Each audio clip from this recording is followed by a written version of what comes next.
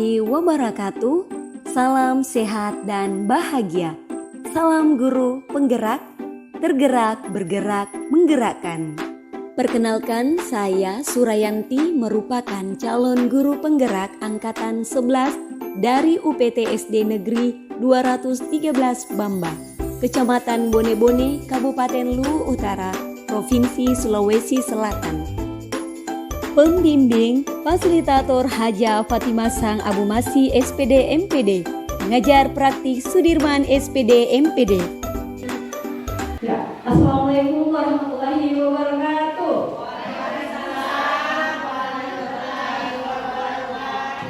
Salam sehat dan bahagia Bapak Ibu semuanya dan selamat siang. Yang terhormat Ibu Kepala UPT SPD Negeri 213 Bamba, yang kami hormati Bapak Ibu guru beserta staf.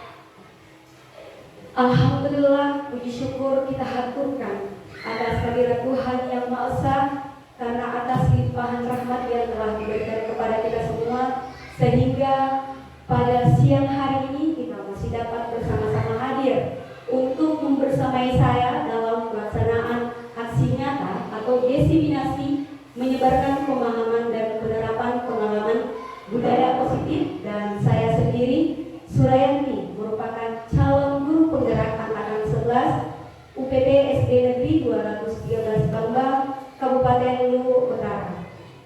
Baik Bapak Ibu, sebelum kita memulai kegiatan desiminasi hari ini, tentunya lebih baiknya kita awali dengan berdoa terlebih dahulu. Marilah kita berdoa menurut agama dan kepercayaan kita masing-masing. Berdoa dimulai.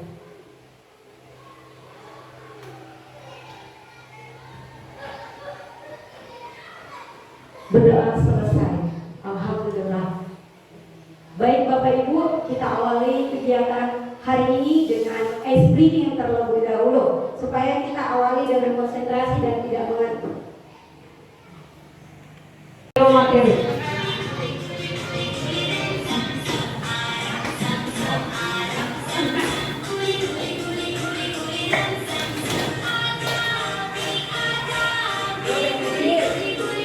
Ya, kita semangat ya.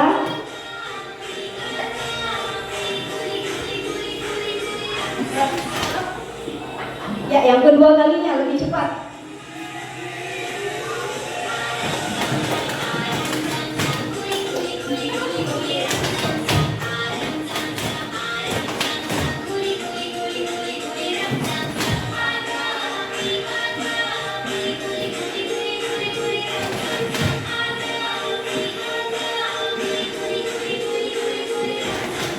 Ketiga kalinya baru selesai ya. Lebih cepat lagi.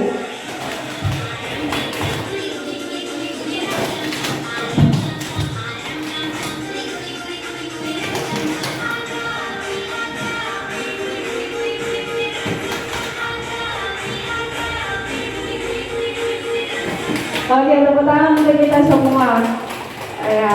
Ya, tepuk tangan untuk kita semua tadi ya.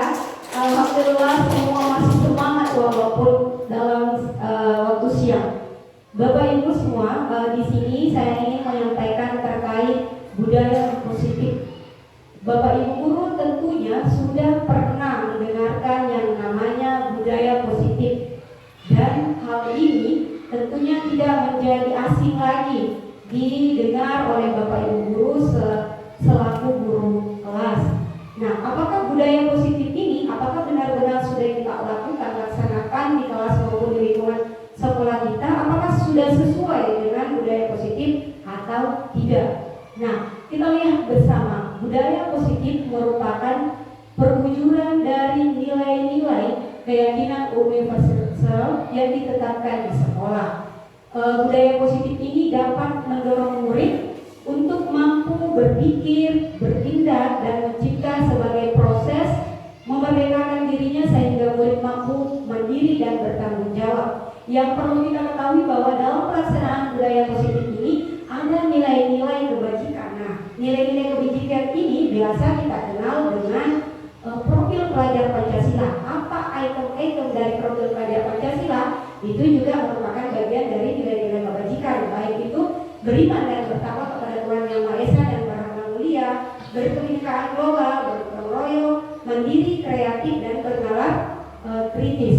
Kemudian konsep inti dari budaya positif terdiri dari 7 item. Nah, inilah yang nanti akan saya sampaikan kepada Bapak Ibu terkait apa yang sudah saya dapatkan kurang lebih 2 bulan selama proses pendidikan guru penggerak ini. Semoga apa yang saya sampaikan bisa betul-betul dipahami oleh Bapak Ibu dan nanti kita bisa terapkan bersama.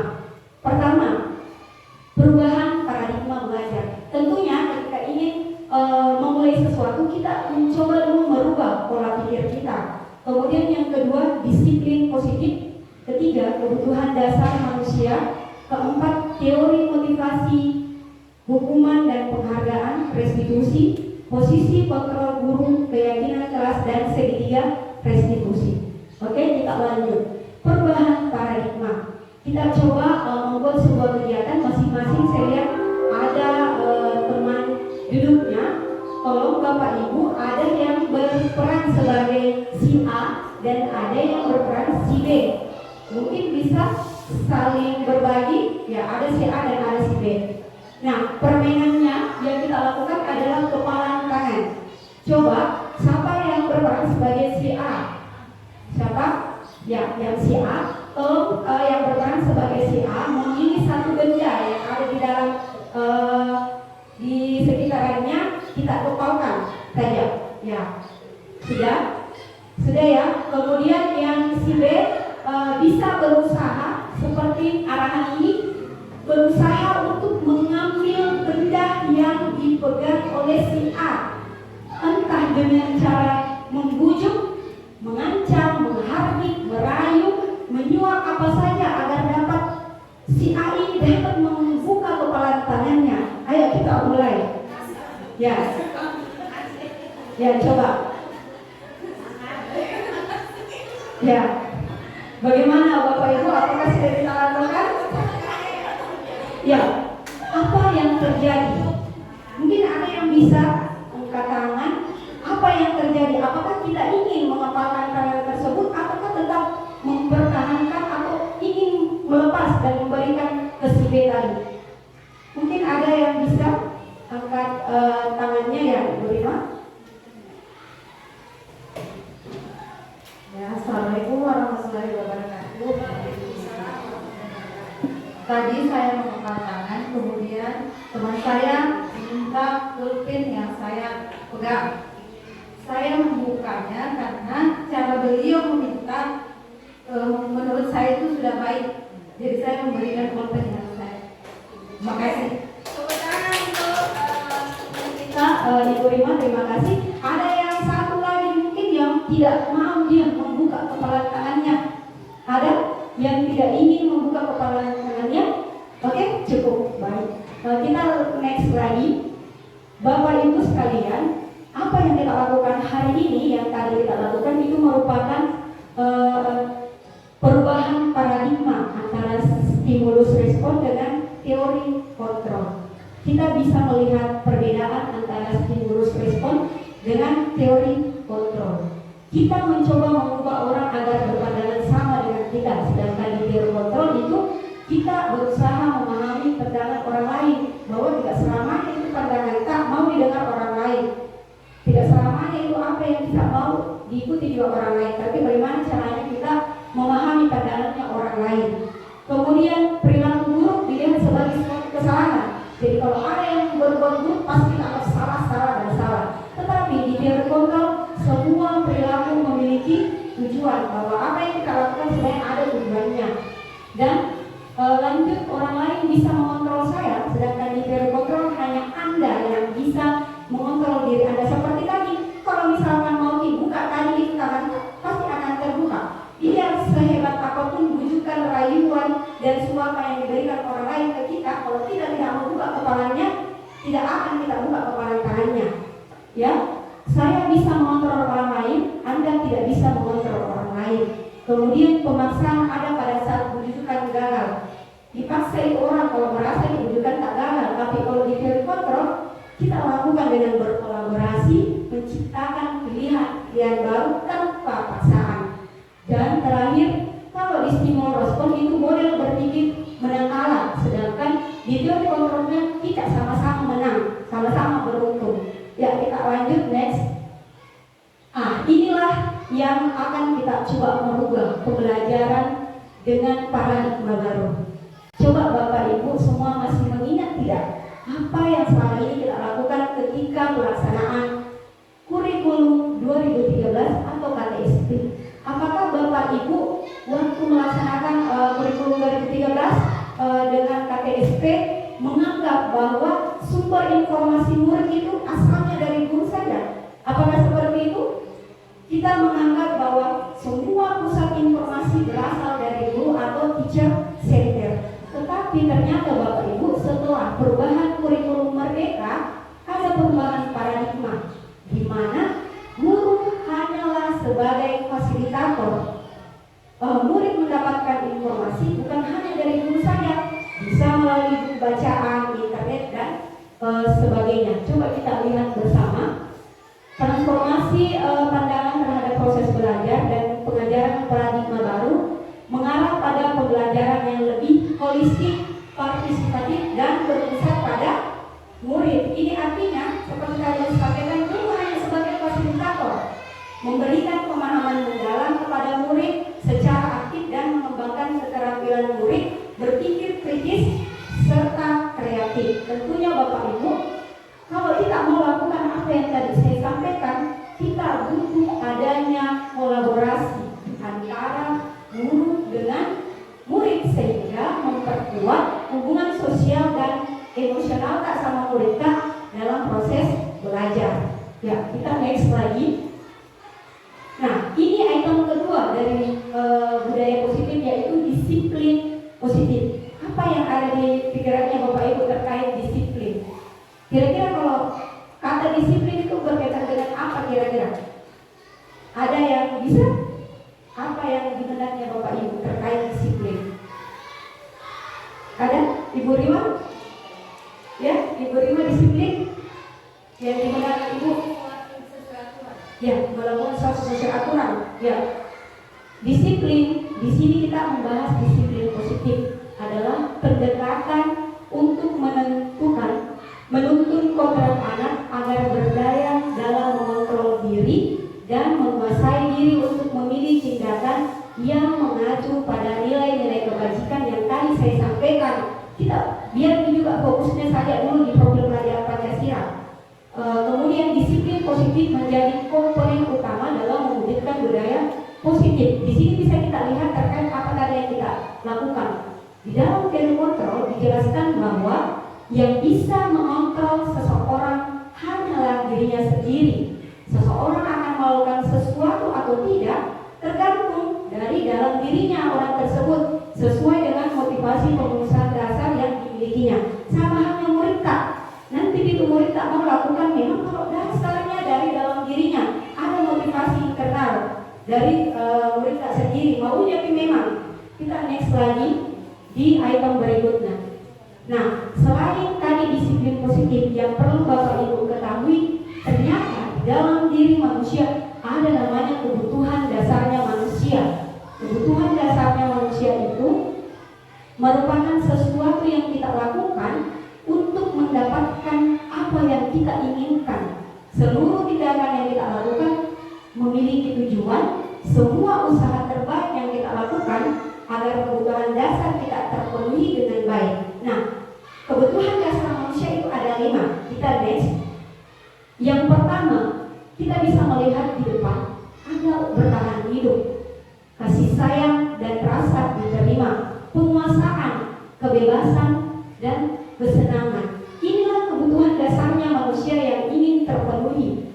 Bertahan hidup tentunya kita selalu ingin makan, berpakaian, memiliki tempat tinggal dan menginginkan adanya keamanan di suatu tempat. Kasih sayang, kita ingin menginginkan ada rasa diterima oleh orang lain. Ini ada hubungannya juga dengan murid tak semua. Kemudian dipedulikan, berbagi, kerjasama dan menjadi bagian dalam kelompok. Penguasaan, ada rasa ingin menguasai, harga diri, keinginan untuk dianggap memimpin, prestasi diakui dan didengar. Kebebasan, mandiri, memiliki pilihan, mencoba hal baru dan mampu mengendalikan arah dirinya dan kesenangan bermain, kita berhumor, bercanda burung bersama teman, antusias dan tertawa. Apa yang saya sampaikan Bapak Ibu semua, ini hal yang utama juga yang harus kita perhatikan di dalam dirinya murid tak. Kira-kira kebutuhan dasar manusia apa yang murid tak ingin terpenuhi terhadap tingkah lakunya yang kita perhatikan. Ini semua 5 itemnya. Kita next lagi. Nah, ini ada kaitannya dengan teori motivasi perilaku manusia. Sangat penting kita ketahui untuk bisa mempengaruhi murid tak yang ada di sekolah, khususnya di kelas. Pertama, ada namanya motivasi eksternal. Eksternal berarti dari luar, dorongan dari orang lain. Yang kedua juga masih motivasi eksternal, masih dorongan. Ternyata intinya ini adalah motivasi internal dari disiplin positif. Kita lihat, kalau motivasi eksternal, contohnya untuk menghindari ketidaknyamanan hubungan apa yang terjadi apabila saya tidak melakukannya. Murid tak biasa itu terkadang melakukan sesuatu karena takut dihukum. Ternyata itu hanya motivasi eksternal yang melakukan karena takut dihukum sama bapak ibu gurunya. Kemudian untuk mendapatkan imbalan atau pujian dari bapak ibu guru, mau dapat penghargaan, mau dapat hadiah, ternyata itu juga masih motivasi eksternalnya di murid tak yang lakukan. Mau didapat imbalan juga, kalau saya lakukan ini, dapat hadiah. Kalau saya lakukan ini, dapat pujian. Ternyata itu masih motivasi eksternal dalam murid tak. Tapi yang mana yang mau kita gali, ini dia motivasi internal yang hadir dalam dirinya murid untuk melakukan sesuatu, untuk menghargai diri sendiri. Saya akan menjadi orang yang seperti apa bila saya melakukannya. Berarti betul-betul anaknya yang melakukan sendiri, bukan karena ada dorongan dari luar. Ya, kita next. Kita coba sama-sama menjawab. Bantu saya Bapak Ibu. Kira-kira saya berikan dulu pemahaman terkait hukuman atau konsekuensi. Kalau hukuman itu sesuatu yang kita paksakan ke murid, sesuatu yang bentuknya fisik, yang murid itu merasa terbebani, merasa susah sekali dilakukan. Sedangkan konsekuensi itu sesuatu yang kita lakukan ke murid terhadap apa yang dilakukan. Misalkan contohnya narobek bukunya temannya, kita kasih saja konsekuensi, berarti mengganti buku, bukan berarti narobek bukunya temannya, sana kamu kunci WC, sana kamu mencuci ini. Nah, itu sebenarnya hukuman, tapi yang kita lakukan itu sebenarnya konsekuensi. Nah, mungkin sudah paham ya. Coba kita sama-sama dari beberapa poin mencatat 100 kali di dalam buku kalimat saya tidak akan terlambat lagi karena terlambat ke sekolah. Kira-kira ini hukuman atau konsekuensi? Hukuman ya, betul hukuman.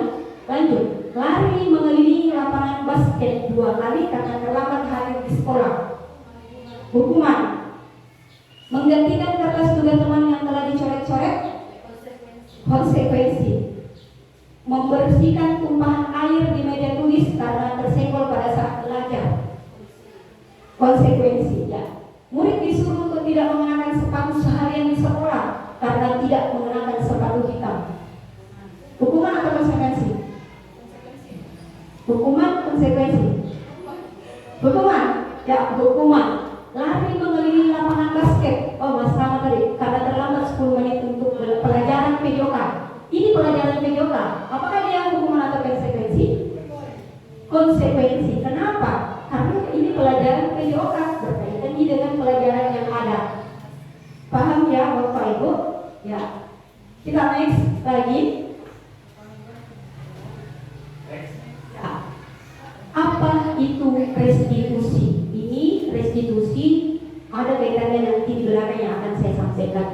Restitusi adalah proses menciptakan kondisi bagi murid untuk memperbaiki kesalahannya sehingga mereka bisa kembali pada kelompok mereka dengan karakter yang lebih kuat.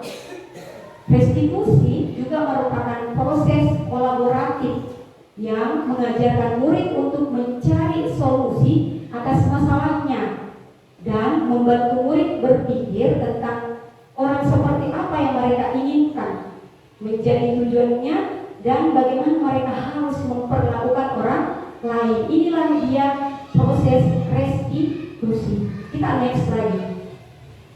Bapak Ibu bisa melihat semua ini ada hukuman, ada konsekuensi, dan ada restitusi. Kira-kira Bapak Ibu sekarang di posisi di mana? Hukuman, restitusi, konsekuensi, ataukah ketiga-tiganya ini pernah dilakukan atau hanya dua-duanya? Kalau hukuman pernah dilakukan, ya pernah ya, sering. Kalau konsekuensi, apakah pernah Bapak Ibu lakukan juga? Biasa. Restitusi, apakah kata restitusi ini menjadi hal baru untuk Bapak Ibu? Pernah? Ya pernah, cuma ini katanya mungkin yang baru saja. Kita next lagi. Ciri-ciri restitusi ini bukan untuk menebus kesalahan, namun untuk belajar dari kesalahan. Bukan menebus saja kesalahannya, sudah selesaikan kesalahannya sudah, tetapi bagaimana caranya belajar dari kesalahannya untuk menjadi lebih baik lagi, memperbaiki hubungannya mungkin kalau orang yang pada saat itu ada masalahnya. Tawaran, bukan paksaan Bapak Ibu. Kan biasa kita memberikan semacam paksaan ke murid untuk mengikuti apa yang kita inginkan. Lakukan ini, dan ini. Padahal sebenarnya yang perlu kita lakukan adalah tawaran. Kita berikan penawaran ke murid kita. Restitusi menuntut untuk melihat di dalam diri. Restitusi mencari kebutuhan dasar yang mendasari tindakannya. Tadi yang saya bilang, biasa itu Bapak Ibu, kita misalkan. Nah dia bercerita terus, mungkin kebutuhan dasarnya mau mendapatkan kasih sayang, mau dulu dikasih kasih sayang, baru mungkin bisa dia mendengarkan dengan baik. Lanjut, restitusi diri adalah cara yang paling baik. Restitusi fokus pada karakternya yang tidak bentuk, bukan tindakannya langsung hari itu juga. Mungkin hari ini melakukan, sebenarnya baru besoknya lakukan lagi. Padahal yang mau kita bentuk adalah karakternya, jangka panjangnya. Restitusi fokus pada solusi.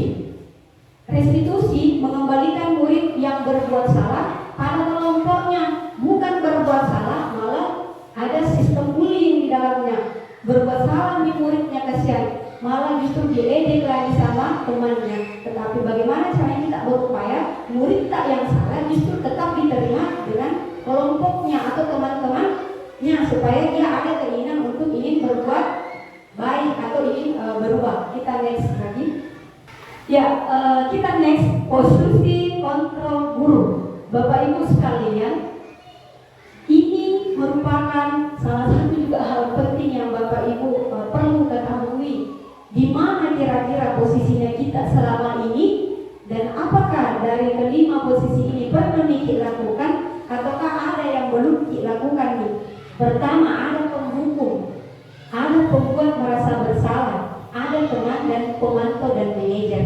Untuk mengetahui apakah kita sebagai seorang guru pernah melakukan kelima ini atau hanya beberapa, mari kita saksikan video berikut ini.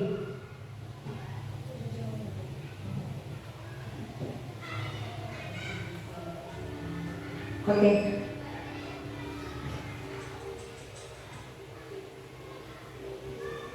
Hukum iya.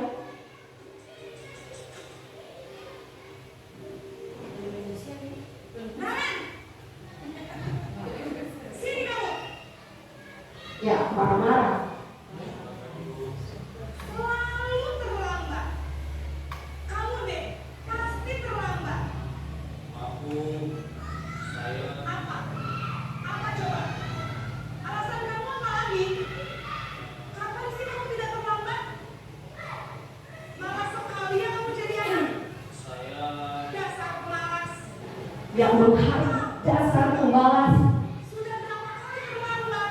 bernada tinggi, Sana, kamu keliling lapangan basket. yang langsung diberi hukuman. Kenapa? Kamu melawan ibu. Berani-beraninya jawab.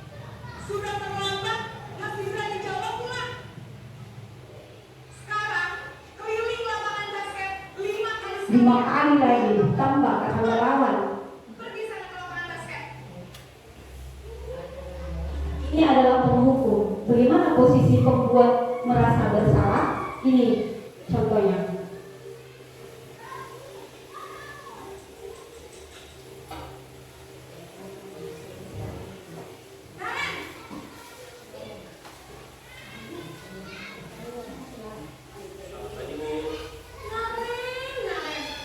Bas, bernada lembut. Ya kemarin, kamu senang ya bikin ibu susah ya? Ya. Kalau kamu terlambat lagi, nanti itu yang ditegur bapak kepala sekolah, nak. Ya, mulai membuat merasa bersalah. Duh, gimana ini? Duh, Gusti Naren, Naren. Ya, dengan tetap nada lembut. Bapak kepala sekolah. Terus, sekarang ibu harus tulis apa ini di buku absen? Ini kamu sudah sering terlambat loh. Ibu harus apa coba? Maaf Bu, maaf sekali. Ya sudah, lain kali jangan bikin ibu susah lagi ya nak ya. Ibu tidak akan lupa lagi kalau kamu begini terus. Ya, di sini dia tidak menghardik, tidak marah-marah, nada lembut, tetapi bahasa-bahasa yang dikeluarkan itu membuat murid merasa bersalah terhadap apa yang dilakukan. Posisi teman, seperti apa dia kalau posisi teman?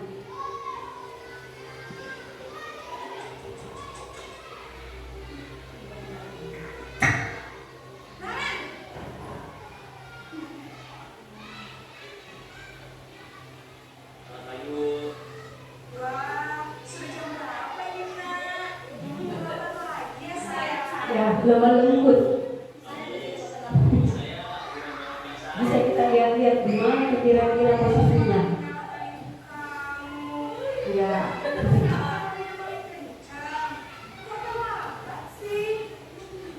Iya Bu, saya memang lambat banget tadi. ya, murid menjawab tetap dengan senyuman dia karena dia seperti teman. Kejar Bu.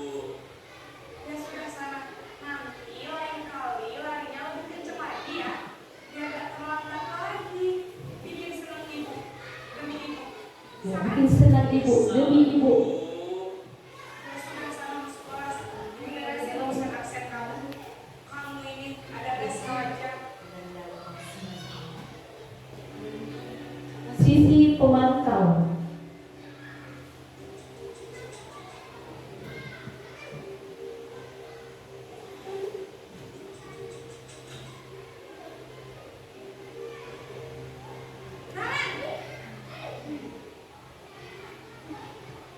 Selamat pagi Bu. Naren, apa peraturan sekolah kita tentang jam berapa kita harus masuk Ya, di sekolah? sini mengingatkan tentang aturannya sekolah tak kalau pemantau. Sekolah jam 7 Bu. Iya betul, sekarang sudah jam 7.20. Naren sudah tahu konsekuensinya jika terlambat lagi. Dan di dalam kegiatan pemantau ini ada diberikan konsekuensinya. Selama 20 menit. Iya benar, konsekuensinya demikian. Ya, kalau terlambat siswa tak atau murid tak, konsekuensinya adalah tidak istirahat, mengisi jam yang ditinggalkan. Dan terakhir posisi manajer. Dan baik Bapak Ibu, inilah yang sebaiknya kita lakukan, posisi manajer. Seperti apakah itu?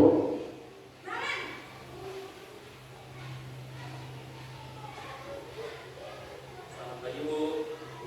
Selamat pagi Naren. Maaf Bu, saya terlambat.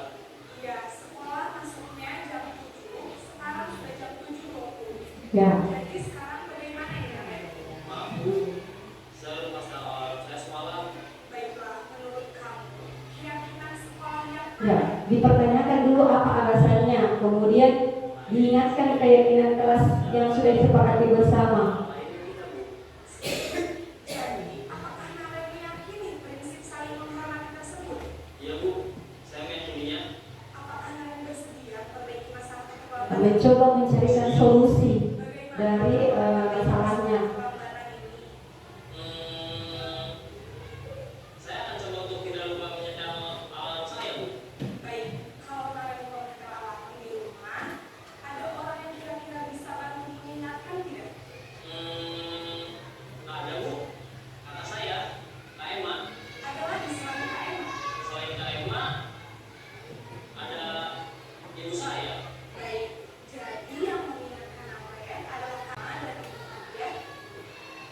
Ya, diberikan solusi ya.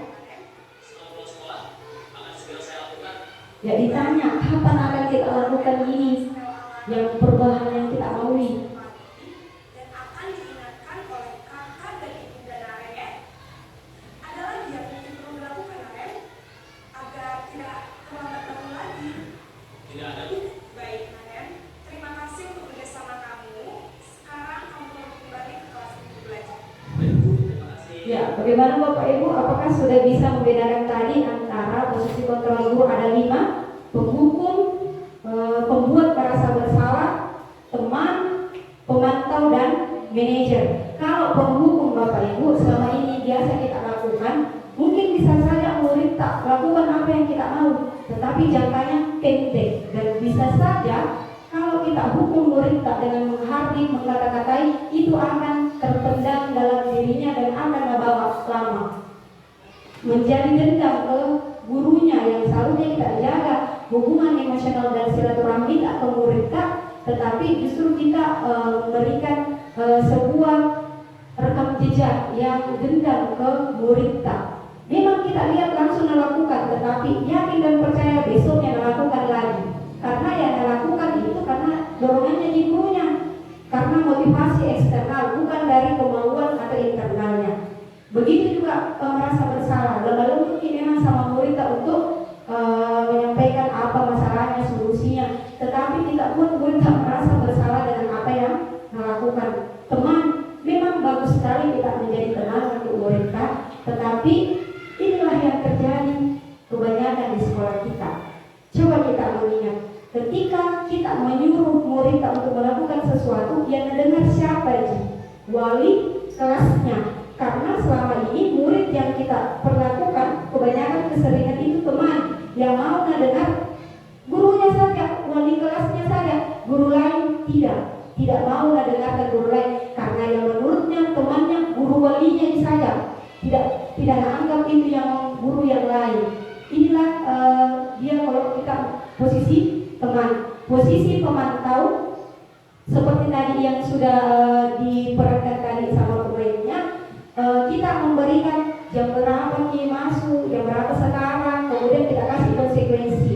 Dan sedangkan manajer yang harus kita lakukan, kita tanya itu murid tak apa masalahnya, kenapa terlambat, kemudian kita tanya juga apa yang harus kita lakukan. Muridnya yang kita tanya dari dalam dirinya, apa yang kira-kira yang bisa kita lakukan.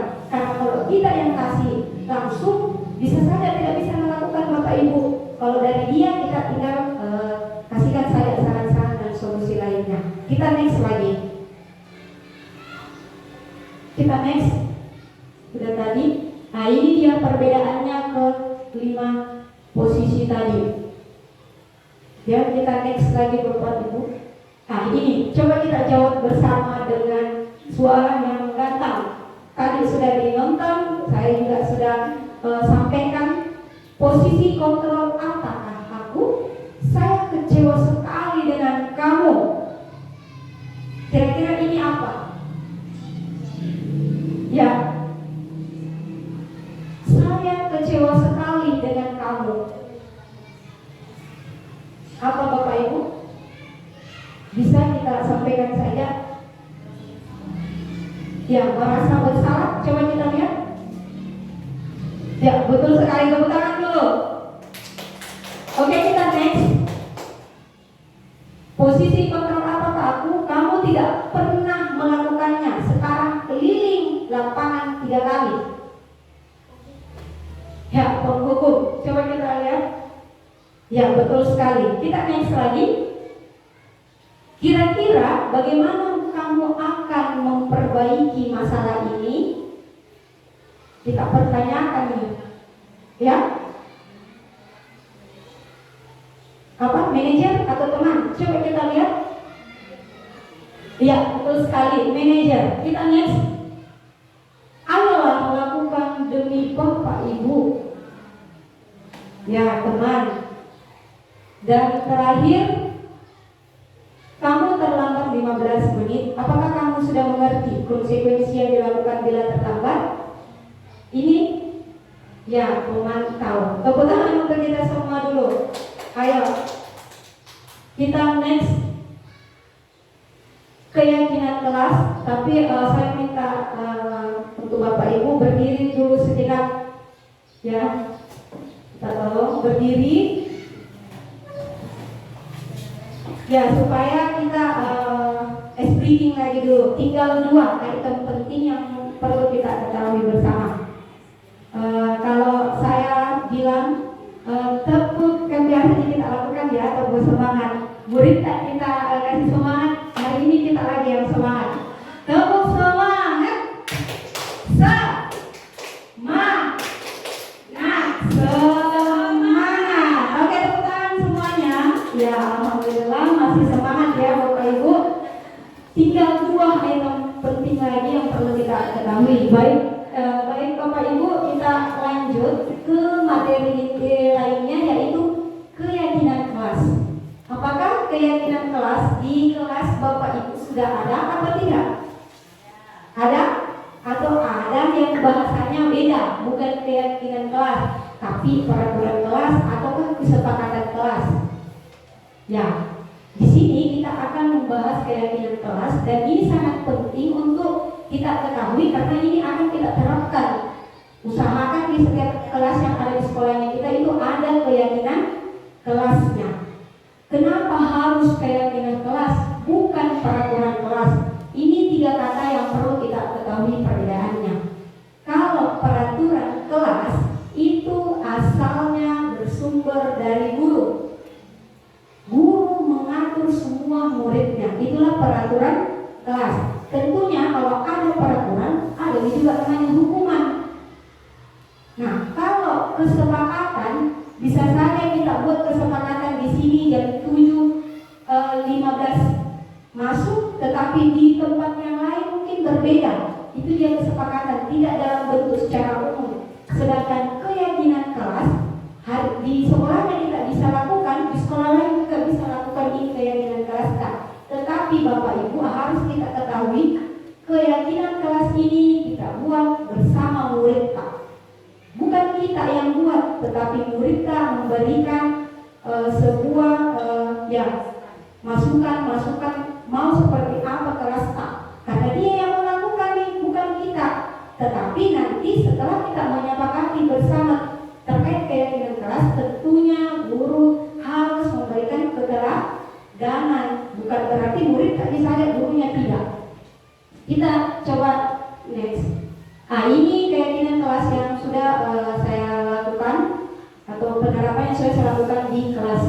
Bisa mungkin, ya, bisa kita lihat bersama.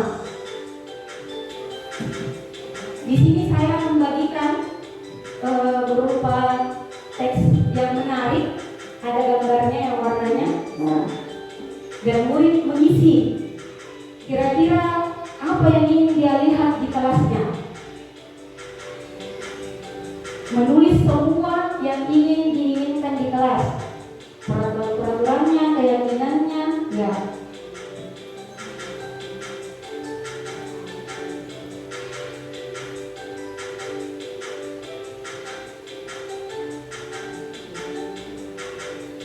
Kemudian menempelkan hasil dari tulisan tersebut di papan tulis. Ya, semua berpartisipasi aktif, bukan cuma gurunya saja, tidak sebagai fasilitator di sini. Ya.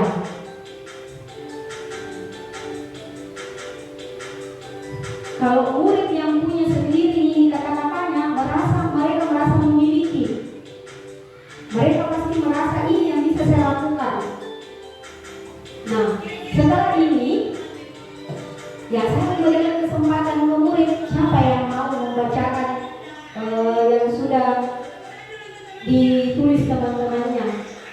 Keyakinan seperti apa yang diinginkan dibacakan. Ya, murid menyetujui atau tidak terhadap apa yang ditulis temannya, dan kalau misalkan ada tulisan yang sama, kasih bersatu ini saja. Ini. Kemudian setelah ini kita buat semenarik mungkin hasilnya, dan ditandatangani langsung sama murid, ditulis namanya. Seperti itu supaya murid tak merasa memiliki bahwa sudah maka ini tanda tangan, berarti hak saya berupaya dan berusaha lakukan ini, keyakinan kelas.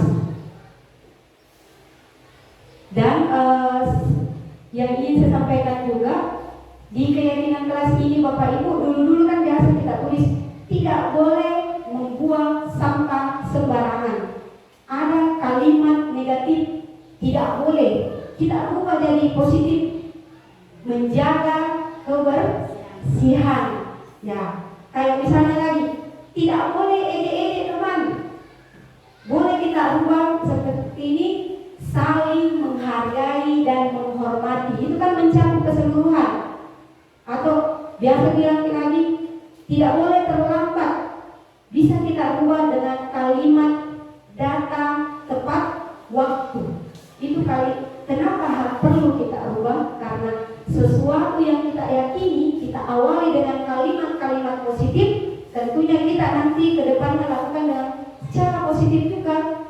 Makanya kita awali dengan kalimat-kalimat positif. Dan kenapa tadi ini ditandatangani supaya murid itu merasa memiliki bahwa saya di dalam yang bikin ini sama teman-teman, saya juga yang sepakati, berarti saya yang harus usahakan. Dan satu lagi, keyakinan kelas tidak boleh terlalu banyak.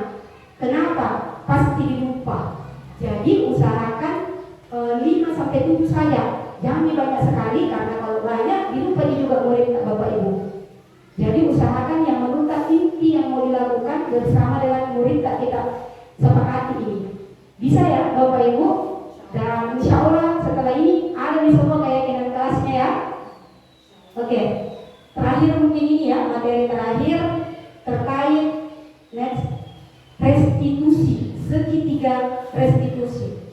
Tadi sudah saya sampaikan apa itu restitusi ya. Restitusi tadi itu bagaimana caranya kalau ada masalahnya murid kita usahakan panggil dulu, tidak langsung, hei kamu, apa bikin itu? Apa tadi mau? Langsung kita hardik, kita marahi. Apa tadi mau bikin itu tadi seperti ini? Tetapi kita panggil dengan baik terlebih dahulu Bapak Ibu. Kita lakukan yang namanya segitiga restitusi. Namanya segitiga berarti ada 3 langkahnya. Ini yang harus kita ketahui. Pertama, menstabilkan identitas. Kita stabilkan dulu identitasnya murid kita Bapak Ibu. Sama halnya kita, ada masalah tak di rumah, tiba-tiba langsung tanya ke orang, pasti tidak enak rasanya menjawab. Pasti harus dulu stabilkan identitasnya murid tak. Kita tanya dulu, tabekna kira-kira kenapa tadi saya panggil ke ruangan ini? Tidak ditahu, misalkan ditanya lagi, apa tidak yang kita lakukan kemarin yang kita lakukan sehingga guru panggil sekarang. Nah ingat ternyata saya menyontek Bu pada saat ulangan. Nah ingat pasti, ternyata. Sudah itu kita tanya lagi, kira-kira menyontek itu perbuatan baik atau kurang baik? Biasanya yang jawab Bapak Ibu, kita hanya mengangkat murid kurang baik Bu Guru, misalkan. Kita tanya di sini menstabilkan identitas. Kita bilang murid berbuat salah itu biasa. Bu Guru juga biasa berbuat salah, tidak ada manusia yang sempurna.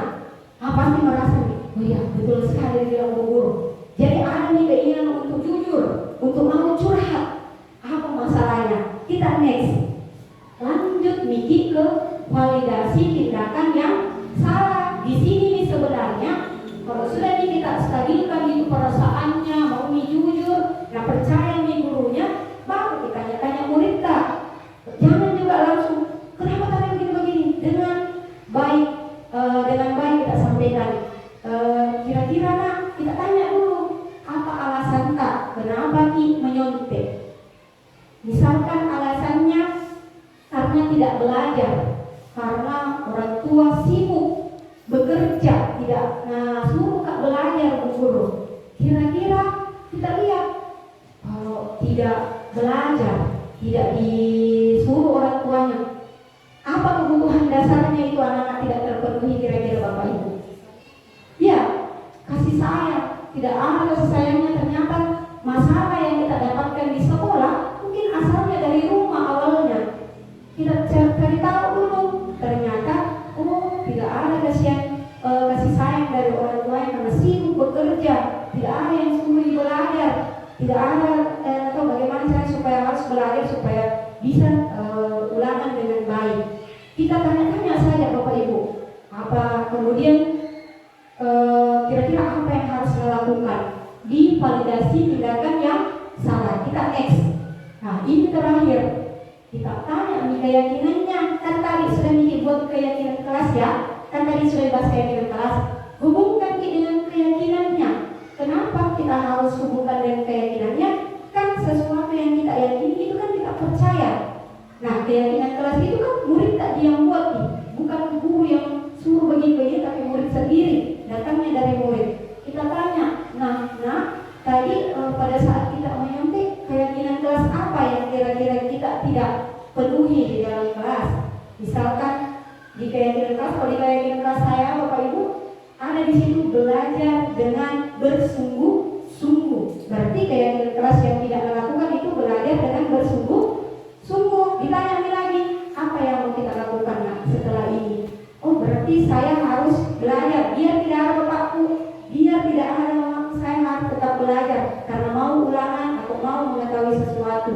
Seperti itu Bapak Ibu yang harus kita lakukan dengan mendengarkan keyakinan. Dan tanya juga kapan harus kita lakukan ini. Kalau yang sudah saya lakukan itu hari ini juga atau mungkin besok, kita tunggu dia kapan mau melakukan. Jangan juga 1 bulan atau 2 bulan. Kita kasih lagi restitusi supaya bisa lebih cepat dan kita bantu dia menemukan solusi. Solusinya itu Bapak Ibu bukan dari kita langsung. Tanya di anaknya, oh saya Bu harus tak belajar biar tidak ada mama sama Pak Lusi. Berarti saya yang harus belajar, saya yang seperti ini.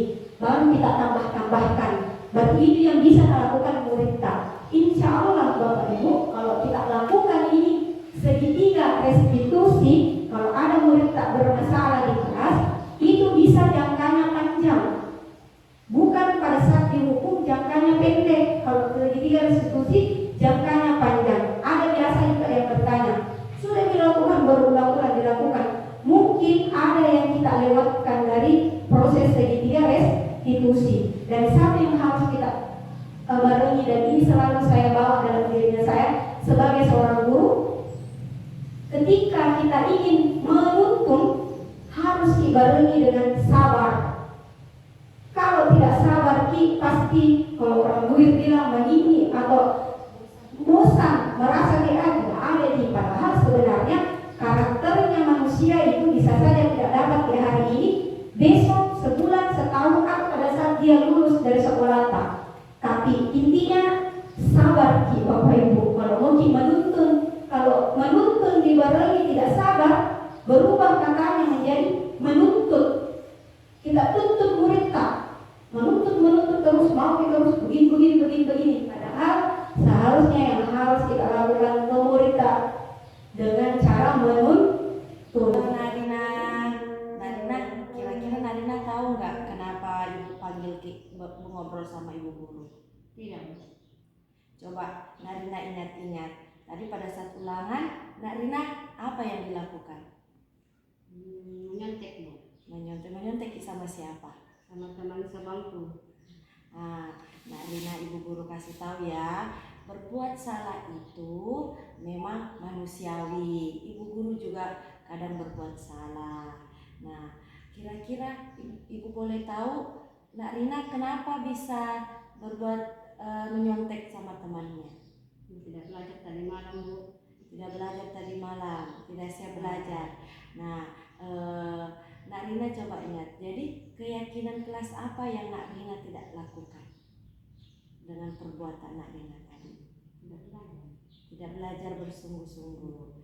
Nah, jadi Nak Rina sudah tahu keyakinan kelas yang Nak Rina tidak lakukan, yaitu apa? Tidak belajar bersungguh-sungguh. Ya, kita next. Ya, inilah mungkin kata-kata yang Bapak Ibu semua inginkan ya. Sekian dan terima kasih. Itulah yang saya sampaikan dari budaya positif. Semoga apa yang saya sampaikan setidaknya ada yang terekam di dalam pikiran Bapak Ibu, dilanjutkan ke tindakan dan sama-sama kita terapkan Bukan hanya saya yang menerapkan, tetapi Bapak Ibu inilah tujuan dari penyampaian saya hari ini. Apa yang saya dapatkan, Bapak Ibu juga lakukan dan tindak lanjuti. Saya akhiri dengan ucapan, jangan pernah berhenti untuk belajar, karena kita pun tidak akan pernah berhenti untuk mengajar. Sekian, wassalamualaikum warahmatullahi wabarakatuh. Salam guru penggerak, tergerak, bergerak, menggerakkan. Ya.